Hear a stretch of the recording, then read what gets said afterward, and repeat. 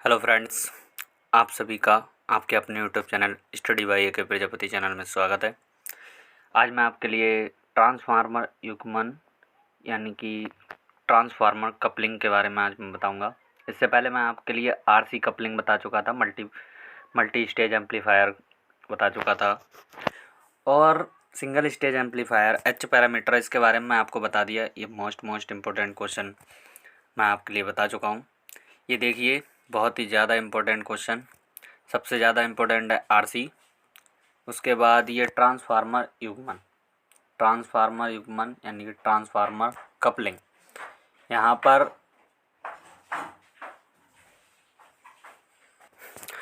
Transformer coupling यहाँ पे दिखाया गया है। तो ये जो चित्र है इसमें ट्रांसफार्मर कपलिंग की गई है। एक स्टेज को दूसरी स्टेज से जोड़ने के लिए हमने ट्रांसफार्मर कपलिंग का यूज़ किया गया है। देखिए कैसे, यहाँ पर हमने एक ट्रांसफार्मर यूज़ किया है, ठीक है। ट्रांसफार्मर यूज़ करने के बाद इसके नीचे वाला जो टर्मिनल है इसको हमने वायसिंग परिपथ और ऊपर वाले टर्मिनल को ट्रांजिस्टर के बेस से जोड़ा है। फिर ट्रांजिस्टर के कलेक्टर से एक और ट्रांसफार्मर हमने जोड़ा है। ये पी और एस का मतलब है प्राइमरी एंड सेकेंडरी। एस वाली जो टर्मिनल हैं उनको, ऊपर वाले टर्मिनल को हमने दूसरे स्टेज के ट्रांजिस्टर के बेस से जोड़ा है और इसके नीचे वाले टर्मिनल को वायसिंग परिपथ। बाकी आप R1 R2 और RE CE ये आप जानते ही हैं कि RE हमारा एमिटर प्रतिरोध है या एमिटर रेजिस्टेंस, और CE हमारा बाईपास कैपेसिटर है, ठीक है। इसी प्रकार ये अगले स्टेज में हमने इसके भी कलेक्टर से हमने ट्रांसफार्मर जोड़ा, ठीक। तो ये आउटपुट हमें V आउटपुट प्राप्त हुई और प्लस VCC यहाँ पर ये दिया गया है। ये हमारा जो है ट्रांसफार्मर कपलिंग कैसे होती है उसके बारे में बताया गया है, ठीक है। तो ट्रांसफार्मर कपलिंग के द्वारा हमने एक स्टेज को यानी कि एक सिंगल स्टेज एम्पलीफायर को दूसरे सिंगल स्टेज एम्पलीफायर से कनेक्ट किया गया है। ये जो ट्रांसफार्मर है इसकी आउटपुट को हमने दूसरे स्टेज के बेस से कनेक्ट किया गया, ठीक है। तो दो प्रवर्धक स्टेजों को ट्रांसफार्मर द्वारा युग्मित करना, ये हमारा सर्किट डायग्राम था। और ये सर्किट डायग्राम आपको बनाना होगा जब एग्ज़ाम में आते हैं। तो मैंने ये आरसी कपलिंग वाला जो डायग्राम बताया था वो भी बनाना था, उसके लाभ हानि और कैसे वर्क करता है ये सब आपको लिखना होता है, ठीक है। तो देखिए यहाँ पर ट्रांसफार्मर युग्मित मल्टी स्टेज प्रवर्धक की कार्य प्रणाली देखिए। पहले ट्रांजिस्टर के बेस पर वोल्टेज सिग्नल अप्लाई करने पर वह कपलिंग ट्रांसफार्मर के प्राइमरी पी प्रवर्धित होकर प्राप्त होता है, पी पर प्रवर्धित होकर प्राप्त होता है, ठीक। क्योंकि कपलिंग ट्रांसफार्मर का प्राइमरी पहले ट्रांजिस्टर के कलेक्टर पर संयोजित होता है। मैंने आपको पहले ट्रांजिस्टर के उस पर संयोजित है वो मैंने आपको दिखाया। प्राइमरी पी पर प्राप्त इस वोल्टेज को ट्रांसफार्मर की सेकेंडरी के माध्यम से अगली स्टेज के बेस में इनपुट करके और अधिक प्रवर्धित किया जाता है। आरसी कपलिंग की तुलना में ट्रांसफार्मर कपलिंग का मुख्य लाभ यह है, वीसीसी द्वारा सप्लाई की जाने वाली संपूर्ण डीसी वोल्टेज कलेक्टर पर उपलब्ध रहती है, ठीक है। उपलब्ध रहती है क्योंकि प्राइमरी वाइसिंग का डीसी प्रतिरोध बहुत कम होता है, ठीक है। जो डीसी प्रतिरोध होगा वो बहुत कम होता है, केवल कुछ ओम।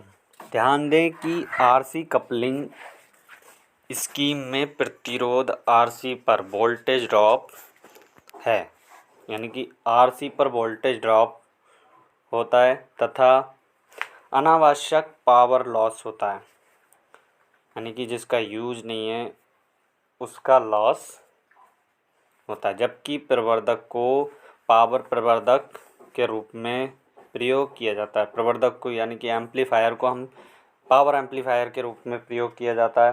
तो पावर को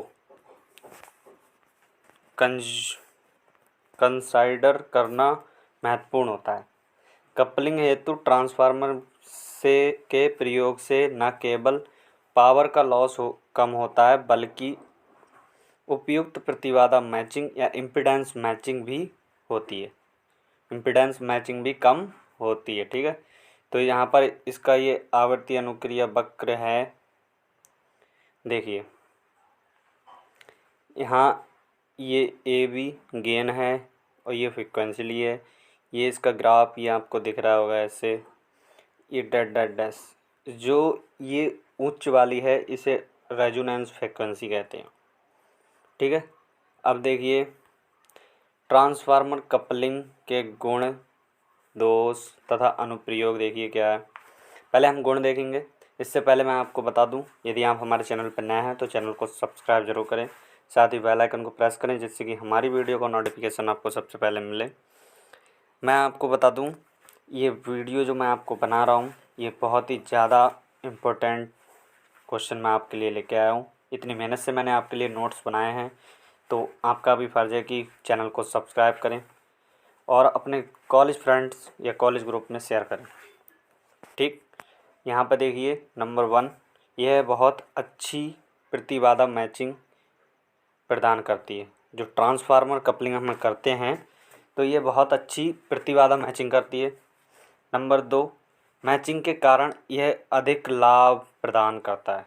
जो हमने ट्रांसफार्मर कपलिंग की है उसमें गेन होता है, गेन प्राप्त करना हमें सबसे ज़्यादा चाहिए, ज़्यादा से ज़्यादा गेन हो, क्योंकि हम जब आउटपुट इनपुट दे रहे हैं, इनपुट देने पर हर इंसान सोचता है हमने जितनी इनपुट दी उससे ज़्यादा ही इनपुट प्राप्त हो, कम ना हो, क्योंकि कम होगी तो लॉस होगा, तो लॉस कोई नहीं चाहता है, तो इसलिए हम ज़्यादा से ज़्यादा गेन प्राप्त करते हैं।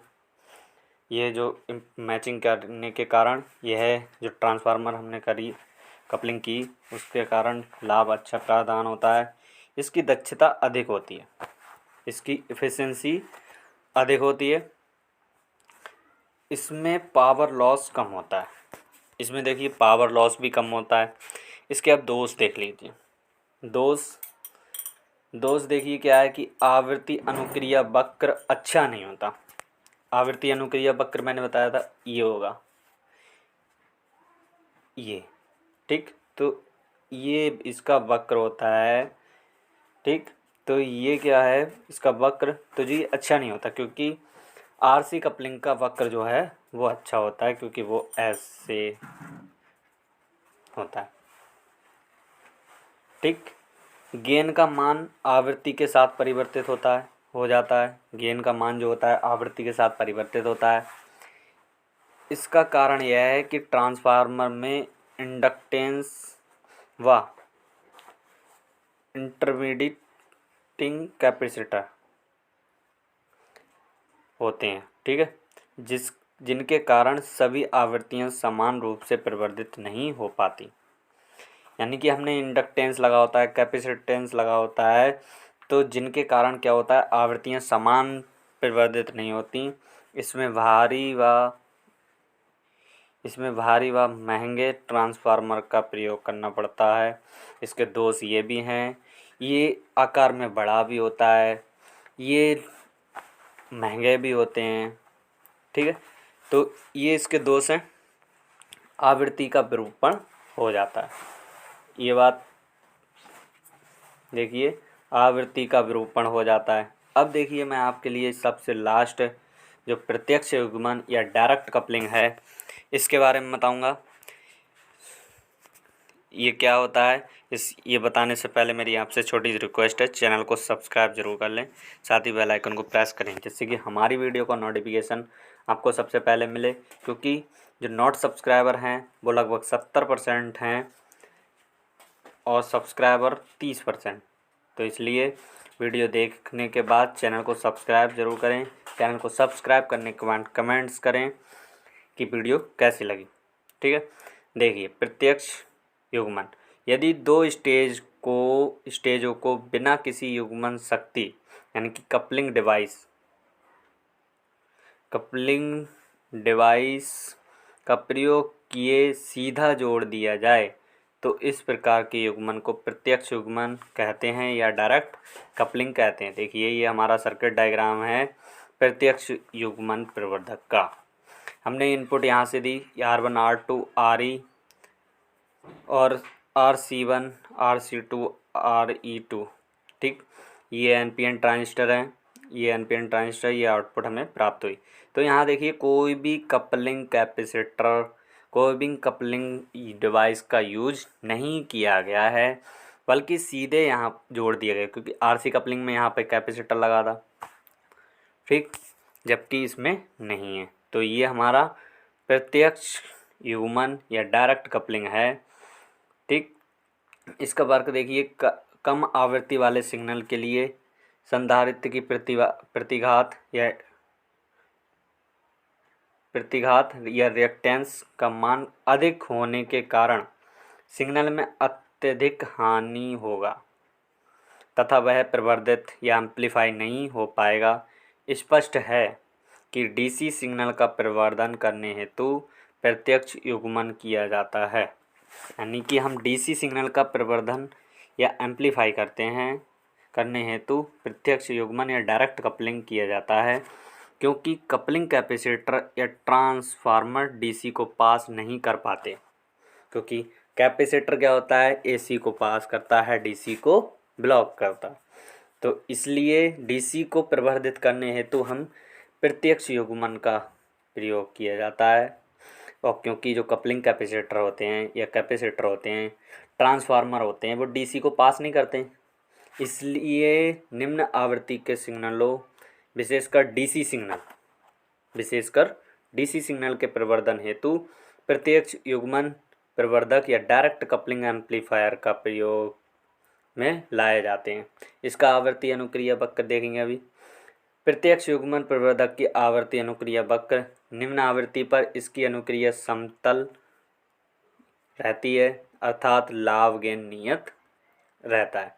देखिए यह है इसका आवर्ती अनुक्रिया वक्र जो है डायरेक्ट कपलिंग एम्पलीफायर का। यहाँ पर ए वी गेन है, एफ फ्रिक्वेंसी, ये देखिए यहाँ से ऐसे आई, पहले ये कांस्टेंट चलती रही, फिर ये हो गया। तो इसको कहते हैं parasitic capacitance of network and active device and frequency depended of gain of transistor, ठीक है। तो यहाँ पर अब हम इसके नेक्स्ट जो टॉपिक है वो है डायरेक्ट कपलिंग के गुण, दोष और अनुप्रयोग, ठीक। तो देखिए डायरेक्ट कपलिंग के गुण और दोष। गुण देखिए क्या है, गुण है कि डीसी प्रवर्धन तथा निम्न आवृत्ति प्रवर्धन हेतु उच्चतम है। जो डायरेक्ट कपलिंग होती है वो डीसी के प्रवर्धन के लिए, यानी कि डीसी के एम्पलीफाई के लिए, और निम्न आवृत्ति यानी कि निम्न आवृत्ति के जो सिग्नल हैं या वोल्टेज है उनको प्रवर्धित करने के लिए उत्तम होते हैं। नंबर 2, कोई भी कपलिंग युक्ति प्रयोग न होने के कारण सस्ता होता है। यदि हम कैपेसिटर ट्रांसफार्मर लेते तो क्या होता कि हमें उसके लिए पैसे जाते, कॉस्ट हो जाती है, तो क्या होता कि ये चार्ज महंगे हो जाते। तो इसलिए कोई भी कपलिंग युक्ति प्रयोग न होने के कारण ये सस्ता होता है। दोष देखिए क्या है, दोष इसमें भी प्रचालन बिंदु ताप के प्रभाव से शिफ्ट हो जाता है। प्रचालन बिंदु क्या होता है, ताप का प्रभाव पड़ते ही शिफ्ट हो जाता है। उच्च आवृत्ति का प्रवर्धन नहीं हो पाता, इसमें उच्च आवृत्ति का प्रवर्धन यानी कि एम्पलीफिकेशन नहीं होता। तो ये हमारे जो मेथड थे कपलिंग के मल्टी स्टेज के, ये हमारा दूसरा चैप्टर था जो आज कंप्लीट हो गया। इससे पहले हम सिंगल स्टेज, एच पैरामीटर और मल्टी स्टेज कितने प्रकार के होते हैं मैंने आपको इससे पहले वीडियो में बताया था। यदि वो वीडियो नहीं देखी है तो मैं उस वीडियो का लिंक डिस्क्रिप्शन बॉक्स में दे दूंगा। पीडीएफ के लिए टेलीग्राम चैनल ज्वाइन करें और चैनल पे नए हैं तो चैनल को सब्सक्राइब ज़रूर करें। साथ ही अपने कॉलेज ग्रुप, अपने फ्रेंड्स सभी को बताएं, मेरी सपोर्ट करें, जिससे कि मैं आपको ऑनलाइन लाइव पढ़ा सकूं।